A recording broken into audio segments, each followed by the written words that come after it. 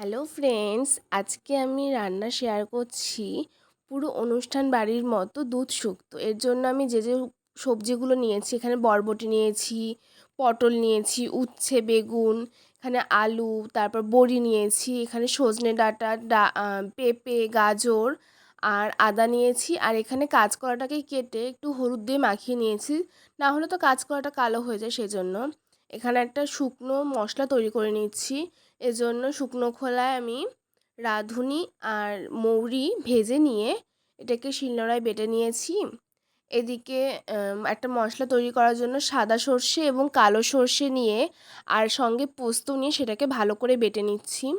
এদিকে কড়াইতে তেলটা গরম করতে দিয়ে বড়িগুলোকে আগে ভেজে তুলে নিলাম।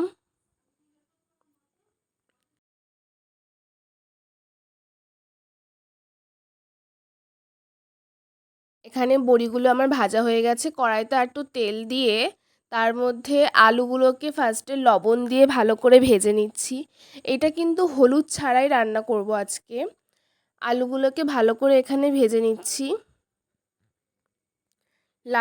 হালকা লাল করে এখানে ভেজে তুলে নিলাম আলুগুলোকে। এভাবে একে একে সব সবজিগুলোকে ভালো করে ভেজে নিচ্ছি। এরপর সেই তেলের মধ্যে গাজরগুলোকে দিয়ে ভালো করে সব সবজিগুলোই কিন্তু লবণ দিয়ে অল্প অল্প লবণ দিয়ে ভালো করে ভেজে নিতে হবে। এখানে গাজরগুলোকেও আমি লাল করে ভেজে নিচ্ছি। এরপর ওই তেলের মধ্যেই বরবটিগুলোকে ভালো করে ভেজে নিচ্ছি। বরবটিগুলোকেও আমি ভালো করে এখানে ভেজে নিচ্ছি। এভাবে কি ভালো করে ভেজে নিলে কি শুক্তোটা খেতে খুব ভালো হয়। আপনারাও কিন্তু বাড়িতে অনুষ্ঠান বাড়ির মতো এরকমভাবে শুক্তোটা রান্না করে নিতে পারবেন। এরপর ওই তেলের মধ্যেই পেঁপেগুলোকে দিয়ে দিলাম লবণ মাখিয়ে। পেঁপেটাকেও আমি হালকা লাল করে ভেজে নিচ্ছি এবং পেঁপেটা ভাজা হয়ে গেলে ওই তেলের মধ্যে উচ্ছেগুলোকে ভেজে নিচ্ছি। এখানে উচ্ছেটা ভাজা হয়ে গেলে তারপর সজনে ডাঁটাগুলোকে লবণ দিয়ে ভালো করে ভেজে নিলাম। এরপর কাঁচকলাগুলোকে যে হলুদ মাখিয়ে রেখেছিলাম সেটাকেও আমি ভেজে নিচ্ছি। তারপর বেগুনগুলোকে এভাবে ভেজে নিলাম। এরপর লাস্টে পটলগুলোকে ভেজে নিলাম। সবগুলো কিন্তু অল্প অল্প লবণ দিয়ে ভালো করে ভেজে নিয়েছি। এখানে সব সবজিগুলো ভাজা কমপ্লিট। সব সবজি এখানে আমার ভাজা একদম হয়ে গেছে। এরপর ওই তেলের মধ্যেই তেজপাতা এবং 5 ফোড়ন সম্বারা দিয়ে সব সবজিগুলোকে আগে দিয়ে দিলাম একেবারে।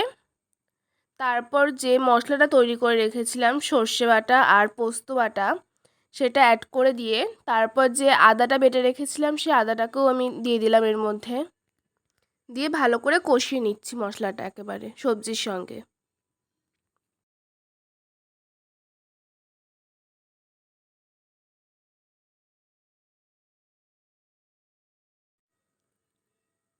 মশলাটা সবজির মধ্যে দিয়ে খুব ভালো করে কিন্তু কষিয়ে নিতে হবে।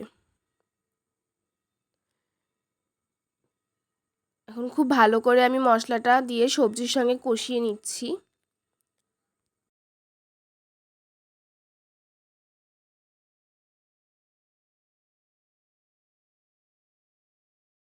অল্প অল্প জল দিয়ে ভালো করে এখানে সবজিগুলোর সঙ্গে মশলাটা ভালো করে কষিয়ে নিতে হবে।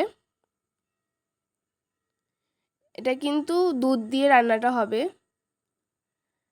এরপর যে বড়িগুলো ভেজে রেখেছিলাম, কয়েকটা বড়ি আধ ভাঙা করে ভেঙে দিয়ে সেগুলোকেও দিয়ে দিলাম। অল্প অল্প জল দিয়ে মশলাটা ভালো করে ভেজে নিতে হবে আর কষিয়ে নিতে হবে।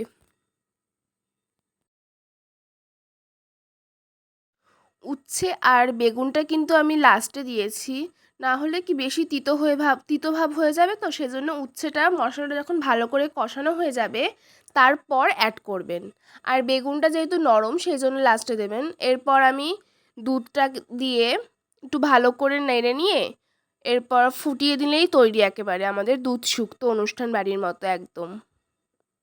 এভাবে কিন্তু আপনারাও বাড়িতে ট্রাই করতে পারেন, দারুণ হবে খেতে। এখানে একটুখানি ফুটে আসলেই যে ভাজা মশলাটা তৈরি করে রেখেছিলাম সেই ভাজা মশলাটা ওপর দিয়ে একটু ছড়িয়ে দিলেই তৈরি একদম। এরপর গরম গরম ভাতের সঙ্গে সার্ভ করে দিলে দারুণ লাগবে খেতে।